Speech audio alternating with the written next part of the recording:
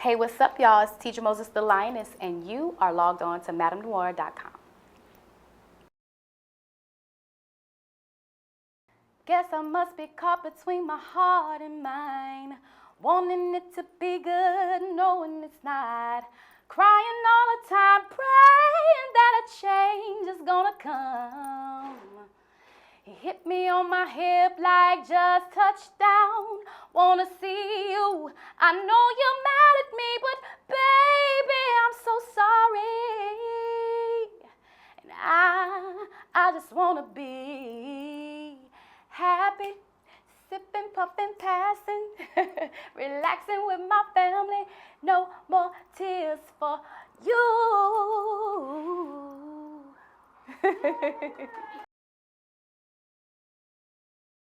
It has been a long time since Complex Simplicity, and from Complex Simplicity till now, where we're getting to the Lioness, girl, it's been a lot going on.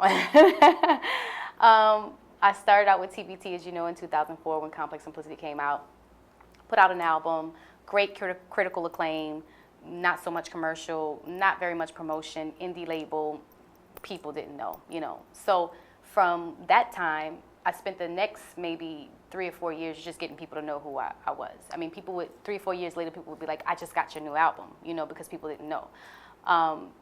In that time, I was tapped a couple of times to write for different artists, Mary J. Blige, Raphael Sadiq, some of the people that I definitely really, really love, and it was an honor to work with. And as well, you know, overseas and different cities that I didn't know I had fans, people reached out for me to do shows. So I found, in this time, that's been a really long time, I found a fan base, and I found my ability and my way to continue making money in this business, even though I'm not a household name.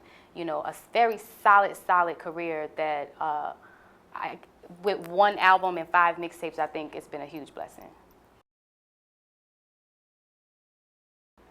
My favorite on the album was a record called Caution when it first came out.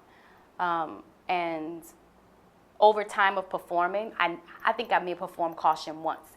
Over time of performing, my favorite has become Backstroke because the crowd loves Backstroke. And really what it points out to me is the girls are nasty. The girls love Backstroke.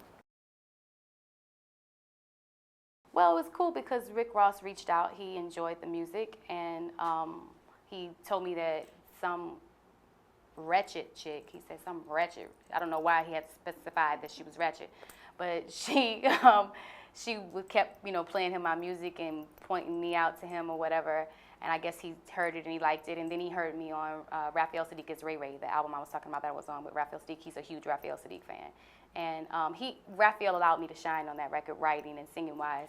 And he was drawn to it and he liked it, and you know, he said, you know, you got fans, right? And I was like, oh, really? So, you know, he just kind of brought me in and put a stamp on me, and I really appreciate the affiliation because before Rick Ross gave me that stamp and gave me that affiliation and let people know he enjoyed it, people enjoyed it, but they didn't want to stand up and say they enjoyed it. Like my fans, you know, the common person, but within the industry, they didn't really want to stand up and say, you know, we really, really enjoy Teedra. They may have said it behind closed doors, but now people are like offering things to me that I didn't get before. So I'm really appreciative of it. You know, I'm working on it. I work a lot and I focus on my sons. I have twin sons. And as well, I'm grown, I'm no nonsense, you know, not in the sense like I don't want to have fun and hang out and everything, but if we don't really have anything in common, you know, like in the first 5 minutes I can tell like this is boring, this is not going to entertain me. I'm not one of those people that have to have someone around, just to have them around.